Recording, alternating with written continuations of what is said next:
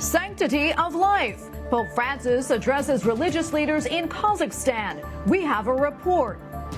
Solemn procession. The latest details as the United Kingdom mourns its departed queen. Cost of living. Why Americans are still feeling the pain of inflation. And midterm elections. When organizations fight against gender politics to defend the family. On EWTN News Nightly for Wednesday, September 14th, 2022.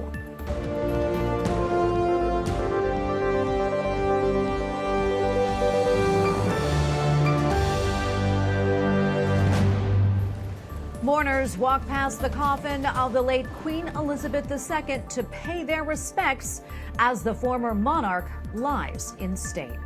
Thank you so much for being with us tonight on this feast of the exaltation of the Holy Cross. I'm Tracy Sabol. The Queen left Buckingham Palace for the final time today as her coffin was moved to Westminster Hall. A horse-drawn carriage carried the coffin with her son, King Charles III, his siblings and sons marching behind, her crown resting on a purple velvet pillow.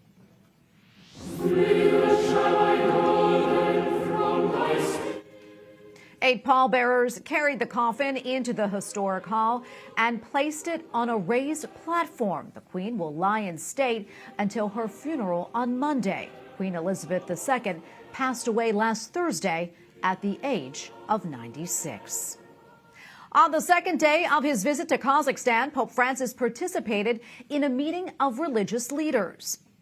Ma nel migliore dei casi un credente tiepido. In his speech, the Holy Father urged the participants to invest in education and not in weapons. Pope Francis also reminded that God is peace and that no one should ever desecrate him with hatred. After the conference, the Pope celebrated Mass. Joining us now from Kazakhstan is Alexi Gutowski, EWTN Vatican producer. Alexi, great to see you. So tell us, what did Pope Francis have to say at the peace conference? Good evening, Tracy. Pope Francis' message today to the religious leaders was that the religion is not a problem, but actually a part of the solution. He said that we need religion in order to respond to the thirst for world's peace and the thirst for the infinite. He also said that to combat the world's crisis, we must care. And that COVID-19 made us realize that no one of us are completely independent and self-sufficient. He stressed that as long as inequality and injustice continue to proliferate, there will be no end to viruses, even worse than COVID-19, the viruses of hatred, violence, and terrorism. And Alexei, I understand the Holy Father not only talked about the theme of peace, but also the importance of life. What can you tell us about that?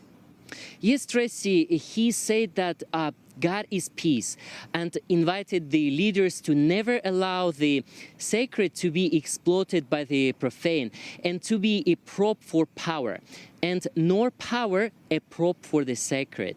He said one of the strongest words in defense of human life today. He said that every human being is sacred, but each day children, born and unborn, migrants and elderly are cast aside. And this is because of indifference. And Alexei, I understand that you actually spoke to people that were gathering for Mass with the Holy Father. I'm curious, what do they have to say to you? Yes, I talked with many pilgrims today, and for them it was a historic moment. For most people, it was the first encounter with the Holy Father, and might be actually the only one, because the life, Kazakhstan is far from Rome and also far from the global Catholic world. One young man from the north of Kazakhstan, he told me that he was not only excited to hear Pope Francis' words, but actually to participate at the papal Mass and pray together with the Holy Father. And however, the words of Pope Francis were remarkable for Christians that lived a difficult past and, also endured atheistic persecution. the Pope said to them to keep their gaze fixed on Jesus, and from the heights of the cross, view the life and also the history in a new way, not think about the hatred, but instead of hatred, to exercise compassion, and instead of indifference, exercise forgiveness and not vengeance. And at the end of the Mass, the Holy Father expressed his closeness to Ukraine and also to people who live in the Caucasian region where the conflict restarted again. And he said that we should not get used to war, and that there is only one solution, which is peace, and there is only one way to achieve this peace, which is dialogue. And Alexi, before I let you go, what's on the agenda for tomorrow for Pope Francis? Yes, in the morning, the Holy Father will meet with fellow Jesuits, and then with clergy consecrated and also with pastoral workers. And it will be at the Cathedral of Nur Sultan, which is the Cathedral of Our Lady of Perpetual Help. And at the end of that meeting, the Holy Father is going to bless a new beautiful icon of Our Lady, Mother of the Great Step, which is going to be installed in the only Marian shrine in the whole Central Asian region, which is located in Kazakhstan, in the small village named Ozyorne. And then he will visit again the religious summit, where the leaders will read the final declaration, and the Holy Father is also going to give his final words there. Alexi Gutowski reporting from Kazakhstan. Thank you so much. We appreciate it. Meanwhile, Beijing is acknowledging comments by the Holy Father, which expressed a willingness to visit China. 对方济各教皇表示的友好和善意表示赞赏。 The Foreign Ministry spokeswoman says the Pope's goodwill is appreciated. Her remarks come as China's leader visits Kazakhstan's president in that nation's capital. President Xi is not expected to meet the Holy Father while the two are in the same city. There is continued reaction tonight over South Carolina Senator Lindsey Graham's proposed 15-week abortion ban. The senator says that he hopes to unite the Republican Party before the midterm elections. Capitol Hill correspondent Eric Rosales has a deeper look at what's inside the bill. Pro-life organizations are praising Senator Graham's efforts. Although it's not a total ban on abortion from conception, they tell me that it's a good place to start. I've chosen to craft legislation that I think is eminently reasonable in the eyes of the world, and I hope the American people. At 15 weeks, pretty much strong majority of Americans believe abortion should be the exception, not the rule. The senator's proposal is a stark reversal from just weeks ago, when top Republicans, including Senate Minority Leader Mitch McConnell, signaled that they were unlikely to pursue a nationwide abortion ban. Democrats say the plan goes too far. What Senator Graham is introducing is a MAGA Republican nationwide abortion ban. If it walks like a nationwide abortion ban and talks like a nationwide abortion ban, it is a nationwide abortion ban. Senator Graham's proposal leaves in place state laws that are more protective of unborn life, prohibits doctors from performing abortions after 15 weeks of pregnancy, includes exceptions for rape, incest, and risk to a mother's life. Politicians voting against this bill will stand not only against science, but they will stand against the American public, not to mention standing against basic compassion for women and unborn children. The Catholic Association is also on board, writing in part, quote, "Limits on abortion at this stage of development are humane and common sense. We applaud Senator Graham's efforts to seek consensus and to protect as many babies and women as possible from the harms of abortion." With both parties looking ahead to the November elections, I asked Republican leadership, should it be doing more to educate American voters on the issue? Leader McConnell told me, I think every Republican senator running this year in these contested races has an answer as to how they feel about the issue. Senator Graham has this message for Democrats. Give me a chance to vote on this bill. We'll take her considerations and we'll vote. And I guarantee if we have a debate on the floor of the United States Senate where we can explain what we're doing versus what they would do, we'll do really well with the American people. Republican Congressman Chris Smith has introduced a House version of the bill. GOP leadership tells me if Republicans do take control of Congress come November, it will be a top priority. At the Capitol, Eric Rosales, EWTN News Nightly. Well, as Americans struggle with high gas prices and stubborn inflation, President Joe Biden is talking about spending billions of dollars to promote electric cars and chargers. He flew to Michigan today for the Detroit Auto Show.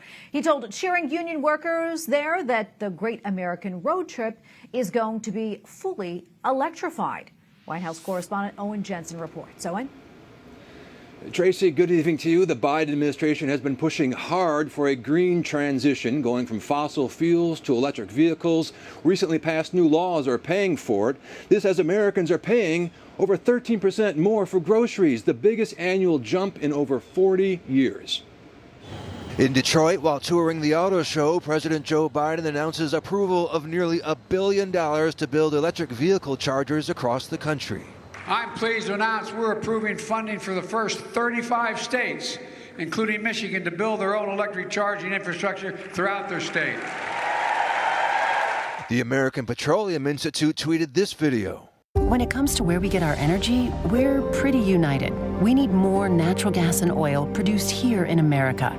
But politicians in Washington keep looking elsewhere. Meanwhile, yesterday in the press briefing room, we asked about Title IX. U.S. Catholic bishops among those speaking out against the administration's proposed gender changes. There's a lot of people writing in saying they don't like this. It's going to hurt women, it's going to hurt girls on athletic fields and dorms and locker rooms. Does the administration share those concerns, A? And B, if enough people oppose it, the revisions adding gender identity and sexual orientation, will the administration pull back and drop it? This is a critical part of any regulatory agenda process, from hearing from others, from hearing the comments that the Americans may have about the process. The department reviews each and every comment to help inform the development of the final regulations. That's how the process works. And we're not going to prejudge its process here. The promise of Title IX remains as vital today as it has been over its 5 decades, and the department is committed to its full and fair enforcement. Also today, the White House says President Biden spoke with King Charles III, offering his condolences on the passing of the Queen and adding how the American people greatly admired Her Majesty. At the White House, Owen Jensen, EWTN News Nightly. Coming up, what a bearish day on Wall Street says about concerns over the U.S. economy. Plus, new developments in the government's investigations into former President Donald Trump.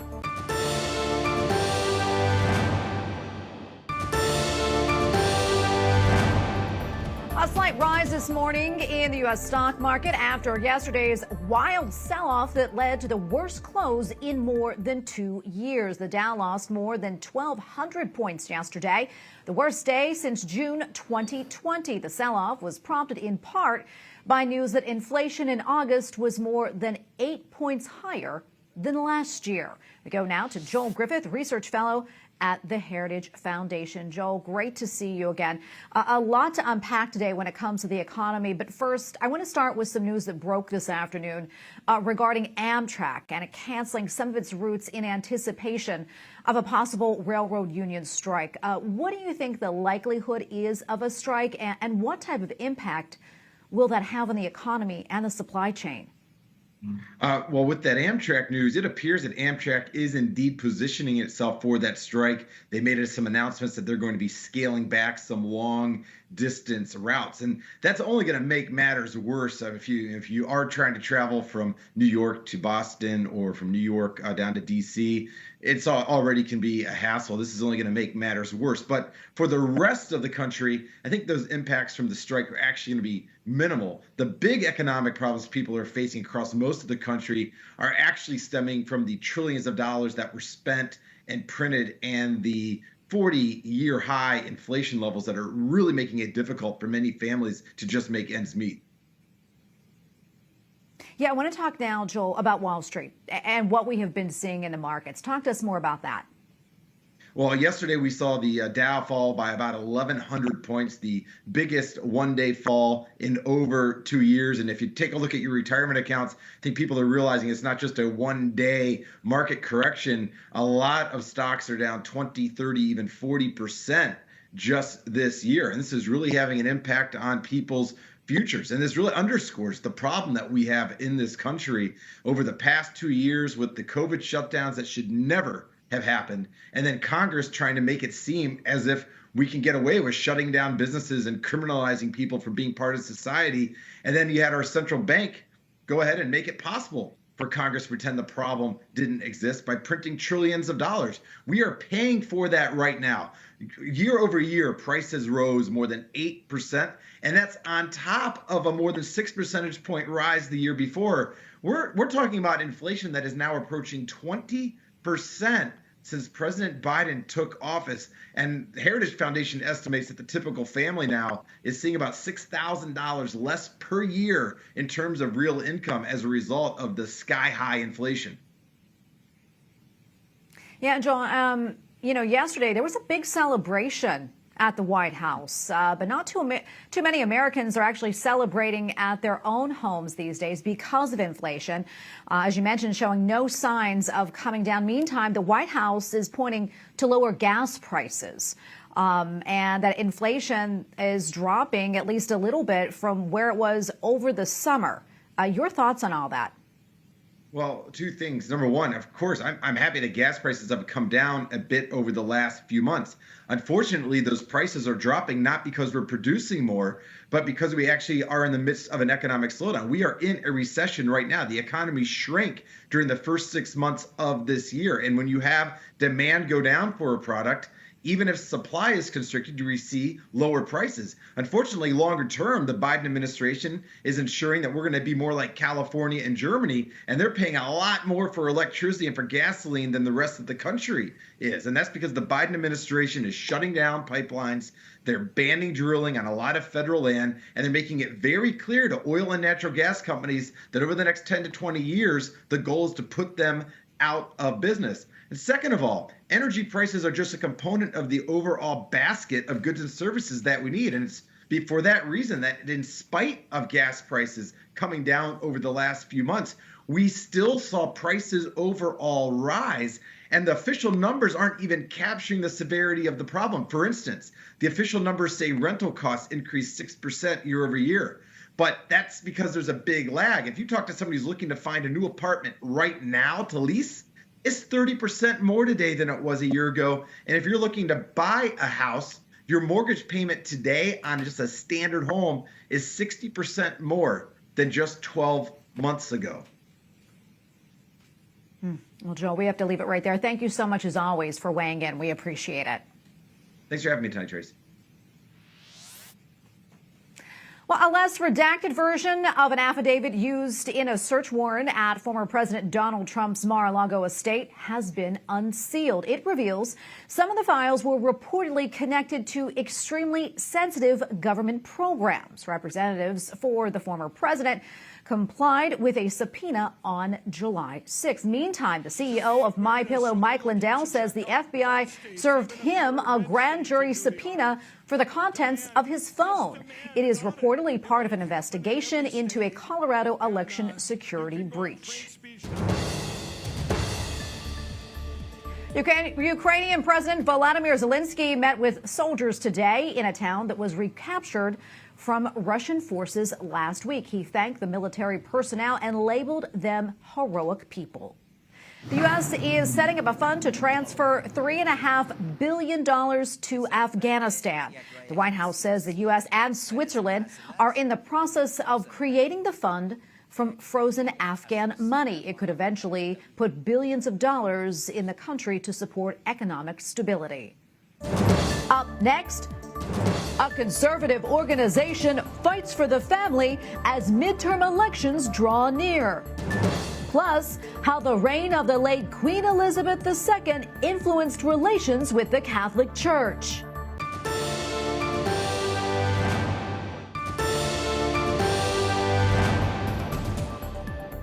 A retired Army Brigadier General Donald Bolduc wins New Hampshire's Republican primary for U.S. Senate. He faces incoming Democratic Senator Maggie Hassan in November. Meanwhile, incoming Governor Chris Sununu won the GOP nod for re-election. An organization outside of the nation's capital dedicated to defending the family says it will spend $10 million in advertising leading to the midterm elections. The American Principles Project is focusing on a half a dozen swing states. The first ad was released yesterday. It targets Michigan Democrat Governor Gretchen Whitmer. APP says under her watch, schools and libraries are now offering sexualized and obscene books. We go now to John Schweppe, Director of Policy at the American Principles Project. John, welcome back. Always good to be with you. First off, I want to say we watched the ad, and while we really would like to show it to our viewers, we felt that content was much too graphic. Meantime, that content is taken directly from a book that's available to children at some public schools. Talk to us more about that and why Twitter took issue with your ad. Yeah, no, we totally agree with you. I mean, this is, a difficult decision we made, but ultimately this is sensitive content that we do think adult voters need to see because kids are accessing it. We found in Michigan that this particular book that's featured in the ad is in 84 public libraries, including school libraries. And so Twitter ultimately removed the ad. They called it sensitive content and said it violated their policies. And it's hard for us to disagree with that. But then that kind of begs the question, why is this accessible to children? And that's what's happening here. The Democrats are totally supporting exposing really vile, obscene content to kids. And we really shouldn't be supporting that. And I think voters are going to be pretty upset with the Democrats in November over that. Yeah, John, I'm curious. I mean, what have you heard from Twitter about this ad? And is that ad still available maybe on other social media platforms? No, Twitter doesn't really talk to us about stuff like that. They did slap a label on it, and they gave us an opportunity to appeal, which, of course, they denied. But as you know, I've been censored by Twitter in the past for advocating against sex changes for kids. They've taken a very, pro radical transgender agenda approach on their content. And so, we recognize the hypocrisy in their enforcement here. This is also a platform, by the way, that hosts all sorts of pornographic content and doesn't call it sensitive. So we recognize, this is because we're trying to get the word out about this. We're trying to inform voters. And the left doesn't want that to happen. They want voters to stay in the dark about their radical beliefs. John, what about the other ads? I mean, what's the focus there going to be? And which states are they going to run in? Well, first and foremost, we're going to be in, I believe, 6 states, and that could actually expand. We're targeting states like Arizona and Nevada, where there's important governor races and Senate races. We're also, we're looking to run ads on all sorts of issues. So in the past, APP ran ads on the women's sports issue. And because of those ads, I think Republicans felt emboldened to really tackle that issue from a policy standpoint. I think we have 18 states now that have passed legislation to protect women's sports. And so we're doing the same thing, but we're really focusing on the sexualized content in schools and then also on the sex change procedures for kids that the left is pushing on kids at earlier and earlier ages. And so we'll have an ad coming out next week focusing on one of those Senate races I just mentioned, talking about, what this actually entails for children, how it can sterilize them and prevent them from having families of their own. And it's really awful stuff. And we're doing it to kids as young as 8 years old. Well, John, we're looking forward to the next ad. And thank you so much for coming on and speaking with us. Always a pleasure. Thanks so much for having me. Finally tonight, the late Queen Elizabeth II is receiving praise for her personal faith. But Britain's ambassador to the Holy See is recognizing how the Queen strengthened relations between the United Kingdom and the Catholic Church. Christopher Trott tells the National Catholic Register that Queen Elizabeth II upgraded diplomatic ties. During her lifetime, the Queen met with 5 popes, 4 during her reign, most recently in 2014 with Pope Francis. And for more on this story, including how King Charles III may build upon his mother's legacy, visit our partners at ncregister.com. And we thank you for watching tonight. For the entire EWTN News Nightly team, I'm Tracy Sabol. Good night and God bless.